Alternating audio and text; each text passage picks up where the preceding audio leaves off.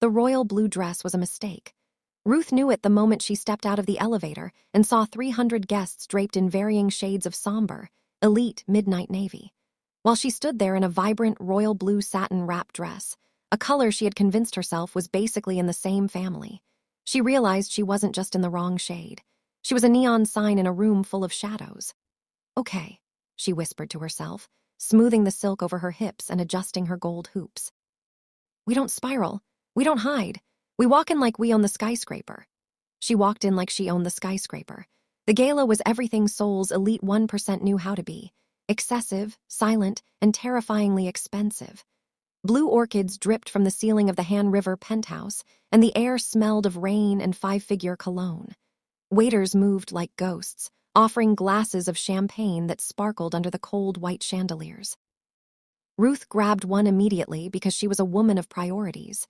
She was a Ghanaian-American consultant on a high-stakes contract, and she had decided long ago that her dignity was not up for negotiation, even in a foreign country. Back in Accra, her aunties called her the Fire. In D.C., her colleagues called her the Closer. Here, she was simply the outsider who had worn the wrong color to the most exclusive party of the year, and she didn't care even a little bit. At least that's what she told herself before she saw him. He looked at her like she was a smudge on a masterpiece, and before her brain could catch up to her hand, the sound of the slap cracked through the silence of the room. Honestly, if a man thinks his bank account gives him the right to speak to a woman like she's property, he deserves the slap, regardless of who he is or how many people are watching. Welcome, besties. Before we dive into the fallout, make sure to hit that subscribe button and like this video. And I want to know in the comments, if you were in Ruth's shoes, what will you do to anyone who talked down on you and looked at you like a smudge on a masterpiece? Stay tuned, because this story is just getting started. The air in the penthouse was thick with the scent of lilies and cold judgment. Ruth stood her ground, her royal blue silk catching the light like a sapphire in a room of charcoal shadows. Then he approached. He didn't just walk, he occupied space, his presence a gravitational pull that made the conversations around them wither and die. Choi Dae-Sung didn't look at her face at first. He looked at her dress, then at the champagne glass in her hand, with a gaze so clinical it felt like an autopsy. When he finally met her eyes, his voice was a low, melodic serration. "The help usually enters through the service lift," he murmured in flawless, condescending English. "But I suppose every collection needs a bit of exotic color to break the monotony. Just don't let the glass touch the marble when you're done." Insult didn't just sting, it ignited. Ruth didn't think about her visa, her career, or the 300 sets of eyes suddenly pinned to her back. She thought of her father's voice telling her she was never a footnote. Crack. The sound of the slap was a gunshot in a library. It echoed off the floor-to-ceiling glass, vibrating through the silent ballroom until even the music seemed to stop in shock. Ruth's hand stung, the heat of his cheek transferring to her palm. The room gasped as one, a collective intake of breath that felt like the oxygen being sucked out of the sky. Dae-Sung's head remained tilted to the side, his dark hair slightly ruffled. He didn't roar. He didn't call security. He simply stayed there, a slow, terrifyingly calm smirk spreading across his lips as he tasted the copper of blood inside his mouth. He looked at her not with rage, but with the hunger of a man who had finally found a toy worth breaking. A woman's dignity is worth more than any man's ego, they say, but in this world, a slap like that isn't an act of bravery. It's an act of professional suicide that she'll spend years regretting. Silence that followed the slap wasn't just quiet, it was predatory. Ruth didn't wait for the guards to move or for the man in the dark suit to stop smiling. She turned, her royal blue heels clicking like a countdown on the marble floor. She didn't run, running was for the guilty, but she moved with a calculated speed that blurred the shocked faces of Seoul's elite. By the time she hit the humid night air outside the penthouse, her lungs were burning with a cocktail of adrenaline and pure, unadulterated terror. Inside the taxi, the city lights smeared into neon streaks against the window. Her hand was still pulsing, the ghost of the impact vibrating up her arm. She fumbled for her phone, her fingers trembling. She didn't check the news. She didn't wait for the inevitable "who is she?" posts to surface. With 3 clinical taps, she deactivated her Instagram, deleted her LinkedIn, and wiped her digital footprint until she was a ghost in a blue dress. If she didn't exist online, maybe the night hadn't happened. Maybe the man with the bleeding lip was just a fever dream born of jet lag and pride. Back in her small, minimalist apartment, the silence was a different kind of heavy. She stripped off the blue satin, the fabric pooling on the floor like a discarded skin. She crawled into bed, staring at the ceiling as the sun began to threaten the horizon. She tried to tell herself she had won, that she had defended her soul against a monster. But as the adrenaline faded, a cold, hard truth settled in her gut. She had traded her entire future for 3 seconds of satisfaction. Some say she was a hero for standing up to his bigotry, but a truly smart woman knows that sometimes swallowing your pride is the only way to keep your power. The 5:00 a.m. alarm didn't wake Ruth. She was already staring at the digital glow of the clock, her eyes gritty from a night of rehearsing apologies she knew she would never give. The royal blue dress lay crumpled in the corner like a fallen flag, but today was about armor. She chose a charcoal gray power suit, sharp enough to cut glass, and pulled her hair back into a bun so tight it felt like a physical anchor for her sanity. As she brewed a pot of coffee that tasted like burnt ambition, she focused on the data. The restructuring plan for Choi Enterprises was a masterpiece of efficiency, 3 months of late nights, skipped meals, and exhaustive research. It was the only thing that could save her firm's contract, and more importantly, her own reputation. She practiced her opening lines until her voice was a steady, emotionless instrument scrubbed clean of the fire that had consumed her at the gala. "Focus on the numbers," she whispered to her reflection. "The numbers don't have feelings. The numbers don't slap back." Commute through Seoul's morning rush was a blur of steel and glass. Every tall man in a dark suit made her heart hammer against her ribs, but she forced herself to breathe. She was a professional. She was an expert. The man from the party was a socialite, a shadow in the night. He wouldn't be in a boardroom at 9:00 a.m. By the time she stood in the lobby of the shimmering Choi headquarters, she had convinced herself that the incident was a closed chapter, a momentary lapse in a lifetime of composure. At the end of the day, a woman shouldn't have to choose between her dignity and her paycheck, but if her pride costs the jobs of her entire team, is she really the hero of this story? The elevator ascent felt like a countdown to a new life. As the digital numbers flickered toward the 14th floor, Ruth adjusted the lapel of her charcoal suit, her heart hammering a frantic rhythm against her ribs. She was the professional. She was the expert. The nightmare of the gala was behind her, buried under layers of data and the cold morning light of industry. When the doors finally slid open with a soft, melodic chime, she stepped out into a sprawling office that smelled of expensive leather and old money. She was ushered toward a set of heavy oak doors by a silent assistant. "The chairman is expecting you," the woman said, her voice devoid of emotion. Ruth took a breath, clutching her leather portfolio like a shield, and pushed her way inside. The office was a glass-walled cage overlooking the city, but the view wasn't what stopped the air in her lungs. Behind a desk carved from a single slab of obsidian sat a man. He wasn't looking at his monitors or the sprawling skyline. He was leaning back, his dark eyes fixed on her with a terrifying, unblinking focus. His fingers were ghosting over his left cheek, tracing the faint, fatting outline of a mark that shouldn't have been there. Choi Dae-Sung didn't stand. He didn't yell. He simply watched her, his expression a mask of amused curiosity that made her blood turn to ice. The man she had humiliated in front of 300 people wasn't just a guest at a party. He was the son that her entire career revolved around. "Late," he said, his voice a low, gravelly vibration that sent a shudder down her spine. "I hope your presentation is as impactful as your right hook." Hum of the air conditioning was the only thing filling the vacuum of the room as Ruth's trembling fingers connected her laptop to the massive boardroom screen. Her vision blurred for a second, the charcoal gray of her suit feeling like a lead weight, but she forced her spine into a rigid line. She began to speak.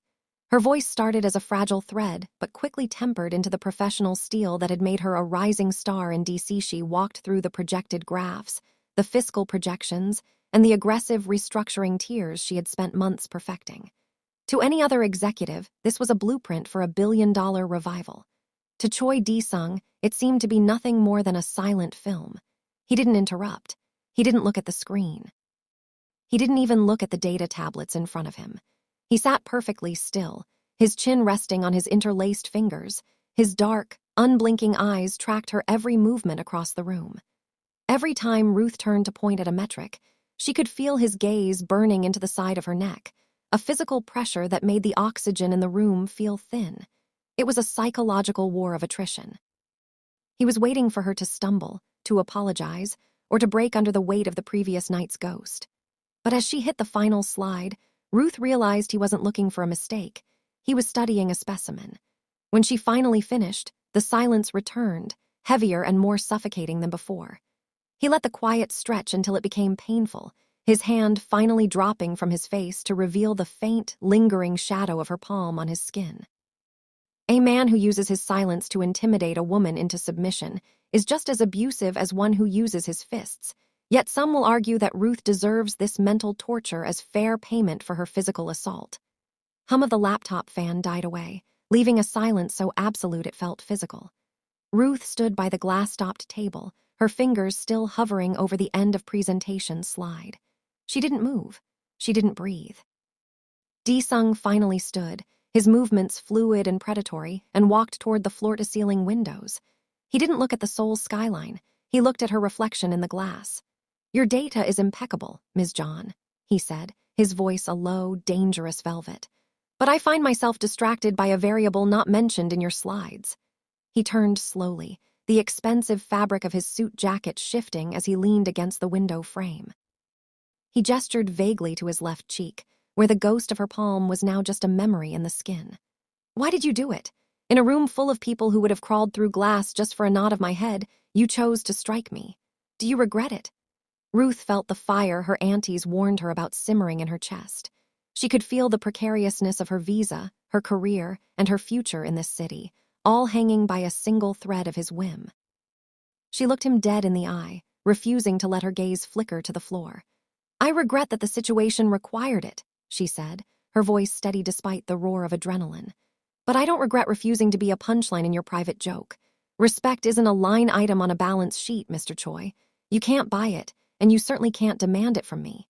He stepped closer, invading her personal space until she could smell the crisp, metallic scent of his cologne. A slow, chilling smile tugged at the corner of his mouth. He wasn't offended. He was captivated. The shadows in the hallway of Choi Enterprises were longer than Ruth remembered. As she stepped out of the CEO's office, her knees finally buckled slightly, the adrenaline of facing Dae-Sung receding like a cold tide. She didn't notice the man leaning against the mahogany wainscoting until she was nearly upon him. Mr. Park, the senior vice president of operations, was a man who looked like he had been sharpened on a whetstone, all narrow eyes and expensive, aggressive tailoring. He didn't offer a greeting. Instead, he held up a smartphone, the screen glowing with a grainy, paused frame from the gala. In the low light of the hallway, the royal blue of her dress was unmistakable, her arm frozen in mid-swing against the chairman's face. "The security feeds from the penthouse were supposedly wiped," Park said, his voice a dry, unpleasant rasp. "But private guests have such clumsy thumbs when they're recording the event of the year. I spent all morning wondering why the face of our new consultant looked so familiar. Now I know." He stepped into her personal space, the smell of stale cigarettes clinging to his breath. "Choi Dae-Sung is a man of strange appetites. He might find your spirit amusing for now, but the board of directors, they tend to view the physical assault of their chairman as a breach of contract, a criminal liability, and a one-way ticket back to Ghana." He smiled, a slow, predatory baring of teeth. "I don't want you fired, Ms. John. I want your data. Give me the unfiltered version of the restructuring plan, the one that highlights Dae-Sung's personal expenses, and this video stays in my pocket. If not, I hit send to the National Police." The evening air in Seoul was thick with the scent of toasted sesame and exhaust, a stark contrast to the sterile, pressurized atmosphere of Choi Enterprises. Ruth sat in a corner window of a small, quiet cafe, her laptop screen reflecting the neon blur of the street outside. She stared at the cursor blinking over the internal audit file Mr. Park had demanded. Her hands felt cold. To save herself, she had to dismantle the man she had slapped, a man who, for all his arrogance, hadn't yet crushed her. As she sipped her bitter Americano, she noticed him again. A man in a charcoal suit, sitting 3 tables away, nursing a single cup of water. He was the same man she had seen leaning against a lamppost outside her apartment that morning. He wasn't subtle, but he wasn't aggressive either. He was a silent, immovable anchor in her peripheral vision. When she moved her bag, he looked up. When she checked the door, his hand moved toward his inner jacket pocket. Terror flared in her throat. She thought of the Mafia rumors, the whispers that Dae-Sung didn't sue his enemies. He erased them. She packed her things with trembling fingers and hurried toward the subway, her heart hammering a frantic rhythm against her ribs. But as she tripped on the uneven pavement of an alleyway, a hand caught her elbow before she could hit the concrete. It wasn't a grab, it was a steadying, respectful hold. The man in the charcoal suit didn't say a word. He simply pointed to a black sedan idling at the curb, where Mr. Park's personal driver sat watching her from across the street like a vulture. Only then did Ruth realize the charcoal suit wasn't a shadow of revenge. He was a shield. Dae-Sung hadn't sent a hitman, he had sent a guardian. The clock on the office wall clicked into the hollow hours of 11:00 p.m. The city of Seoul transformed into a grid of shimmering circuits beneath the floor-to-ceiling glass. The rest of the floor was a graveyard of empty desks and glowing monitors, but the war room at the end of the hall remained an island of pressurized light. Ruth sat at the heavy obsidian table, her charcoal blazer draped over her chair, her sleeves pushed up as she scrubbed through the data for the M&A merger that Dae-Sung had dropped on her desk at sunset. Overcalculating the risk in the third quarter, a voice vibrated through the silence. Ruth didn't jump. She had become attuned to his presence, the scent of sandalwood and the sound of a tailored sleeve brushing against paper. Dae-Sung wasn't sitting behind his desk. He was standing directly behind her, leaning over her shoulder to point at a cell on her spreadsheet. The heat from his body was a physical weight, a silent reminder of the slap that still felt like a ghost burn on the air between them. "Risk is the only thing keeping this company from a freefall, Mr. Choi," she countered, her voice steady but her pulse traitorous. She turned her head, realizing too late how close he was. His dark eyes weren't on the screen. They were on her, studying the way her jaw set when she was frustrated. He didn't pull away. Instead, he reached past her, his hand momentarily brushing hers as he took the mouse to highlight a hidden offshore asset. "I don't pay you to be cautious, Ruth. I pay you to be a firebrand. Do you think I kept you in this building because of your spreadsheets? I kept you because you're the only person in this city who doesn't look at me and see a king." Glowing digits of the wall clock hit 2:00 a.m. And the city below had finally surrendered to a flicker of quiet. Ruth leaned back, the blue light of the monitor reflecting in her eyes as she closed a final tab of data. Across the desk, Dae-Sung had finally shed the armor of his position.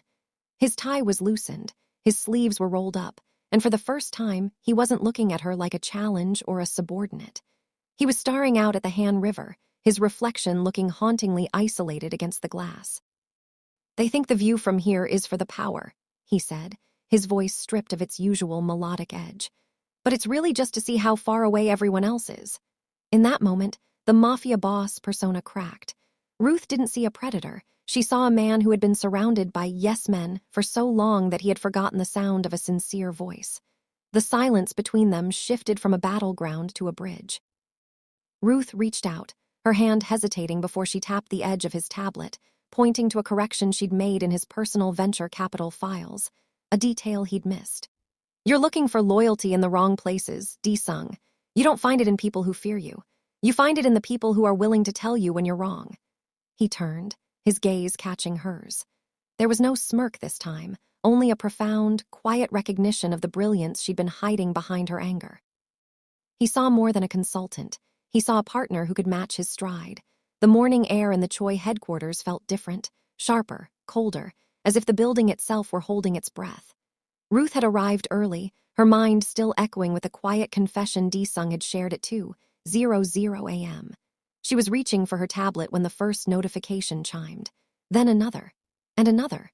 A synchronized wave of digital pings rippled across the open-plan office like a physical shockwave. At the end of the hall, Mr. Park stood by the glass railing, his phone held loosely in one hand, a look of serene, serpentine triumph on his face. He didn't need to say a word, the screens around Ruth said it for him. On every executive's tablet, on the wall-mounted monitors in the lounge, and in the private inboxes of the entire board of directors, the video played on a loop. It was grainy but undeniable. The royal blue dress. The sudden, violent arc of Ruth's arm. the sharp, sickening crack as her palm met the chairman's face. The caption beneath the file, blasted to every power player in the company, read, "Assault or ambition, the new consultant's violent strategy." The whispers started as a low hum and escalated into a roar of condemnation. Co-workers who had smiled at Ruth an hour ago now recoiled as if she were a live wire. The trap hadn't just been sprung, it had been detonated. By linking her professional restructuring plan to a criminal act of battery, Park hadn't just targeted Ruth. He had pinned Dae-Sung into a corner where keeping her would look like a sign of weakness the board could never forgive. The walk from the elevators to the main conference wing usually took Ruth 45 seconds. Today, it felt like an eternity through a gauntlet of glass and judgment. The office, usually a hum of productive energy, had fallen into a rhythmic, terrifying silence as she passed. On every workstation, the grainy loop of the slap played, a vibrant streak of royal blue striking the most powerful man in the building. The whispers weren't quiet, they were designed to be heard. "I knew she was aggressive," one junior analyst murmured, not even looking up as Ruth walked by. "Typical outsider behavior," another added, the word outsider hitting harder than any physical blow. Ruth kept her chin parallel to the floor, her charcoal suit buttoned tight like armor, but she could feel the heat rising in her neck. The professional respect she had spent weeks building was dissolving with every step. People she had shared coffee with just yesterday now looked at her with a mix of fear and visceral disgust, as if her presence were a contagion that could ruin their own standing. By the time she reached the heavy glass doors of the executive wing, she felt the weight of 300 stairs pressing against her shoulder blades. Mr. Park stood by the water cooler, watching her with the serene, satisfied look of a man who had successfully finished a hunt. He didn't say a word, but the tilt of his head was clear. "You don't belong here." Ruth reached for the handle of the boardroom door, her fingers trembling only slightly. She wasn't just walking into a meeting. She was walking into an execution, and for the first time, the fire in her chest felt like it was finally burning out. The air in the boardroom was frigid, the scent of expensive cologne and ozone from the laser projectors mixing into a suffocating haze. Ruth sat at the far end of the obsidian table. Her charcoal suit felt like a shroud. Around her sat 12 of the most powerful men in South Korea, their faces as unmoving as the stone mountains outside the city. On the massive central screen, the video of her royal blue dress against the gala's shadows played on a silent, damning loop. Mr. Park stood at the head of the table, his posture radiating a predatory glee. He didn't just present a complaint, he performed an autopsy on Ruth's career. "This is not merely a breach of conduct," Park's voice sliced through the room, his eyes darting to the board members before settling on Dae-Sung, who sat motionless at the center. "This is a criminal assault on the face of Choi Enterprises. Ms. John has proven herself to be a volatile, unhinged liability who treats our chairman with the same disregard she shows for our corporate culture." He slammed a thick folder onto the table, the sound echoing like a gavel. "I am formally recommending her immediate termination for cause. Furthermore, given the nature of the physical battery against a national figurehead, I have already been in contact with the Ministry of Justice. Her visa should be revoked by sunset. We cannot allow an outsider to come into our house and strike the hand that feeds her." Ruth looked at Dae-Sung, her heart hammering against her ribs. He hadn't blinked. He hadn't looked at her once. The silence from his side of the table felt like the final nail in her coffin. The silence in the boardroom was a physical weight, thick with the scent of stale coffee and impending ruin. Mr. Park sat back, his arms folded over his chest, wearing the smirk of a man who had already won. All eyes turned to Choi Dae-Sung. The chairman remained a statue of dark silk and cold precision, his fingers steepled beneath his chin. Slowly, he looked up, his gaze bypassing the board members to land directly on Ruth. "Mr. Park's dedication to corporate decorum is touching," Dae-Sung began, his voice a low, melodic vibration that seemed to settle the frantic air in the room. He stood up, smoothing the front of his suit jacket with a deliberate, agonizing slowness. "However, his interpretation of the facts is remarkably short-sighted. You see a woman losing control. I see a successful executive following my direct instructions." A collective gasp rippled through the room. Even Park's smirk faltered. Dae-Sung walked toward the screen, the loop of the slap still flickering against his sharp profile. "I was vetting Ms. John for a position that requires absolute, unshakable integrity. someone who cannot be bought, intimidated, or silenced by power. At the gala, I pushed her. I insulted her heritage and her dignity, specifically to see if she would break or if she would fight. She chose to fight. That slap was the final stage of an unorthodox high-pressure interview. He turned to the board, his eyes flashing with a dangerous, protective light. She didn't assault me. She passed the test I set for her. And frankly, if any of you had half her spine, this company wouldn't be in the mess she's currently fixing. Ruth's breath hitched. It was a lie, a magnificent, high-stakes fabrication designed to strip Park of his leverage and turn her crime into a credential. The silence that followed Dae-Sung's declaration was so absolute it felt like the building had been plunged underwater. Mr. Park's face shifted from a triumphal red to a sickly ashen gray. He looked at the board, then back to the chairman, his mouth working silently like a landed fish. The trap he had spent all night setting had just snapped shut on his own neck. "Mr. Park," Dae-Sung said, his voice dropping to a terrifying, quiet register.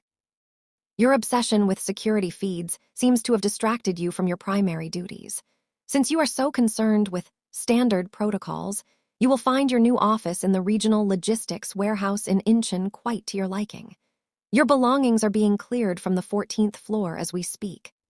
As Park stumbled out of the boardroom, his reputation in tatters, the board members followed like a receding tide. Their heads bowed in sudden, fearful respect for the woman they had nearly deported. Ruth remained in her seat, her fingers finally unclenching from her leather portfolio. The fire was still there, but it was no longer burning her from the inside out.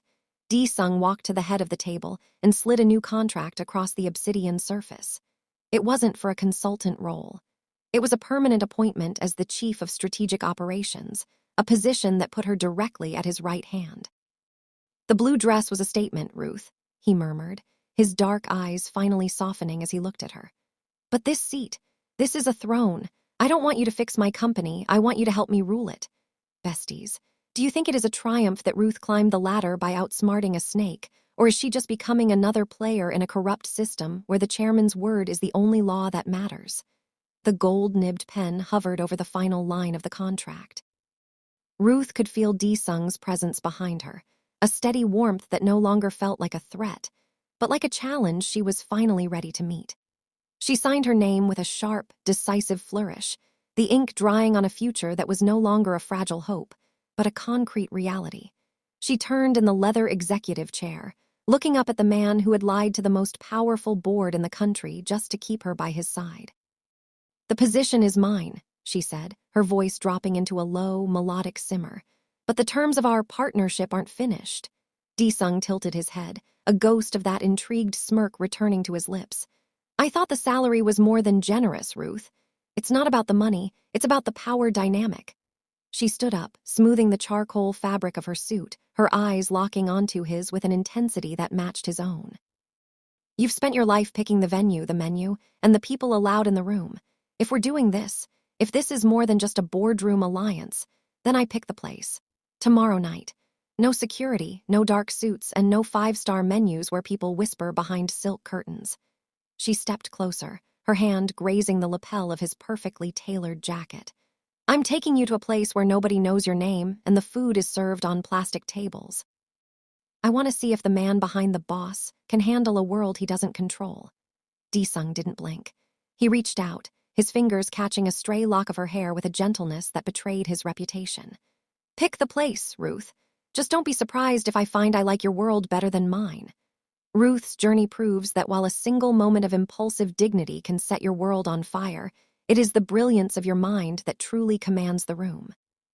She turned a fatal mistake into a throne, proving that respect is never given, it is taken. But was she right to trust a man who thrives on control, or has she simply traded one cage for a more expensive one? Do you think Ruth finally won, or is she playing a dangerous game? Let us know in the comments. Like this story, share it with a friend, and subscribe for more.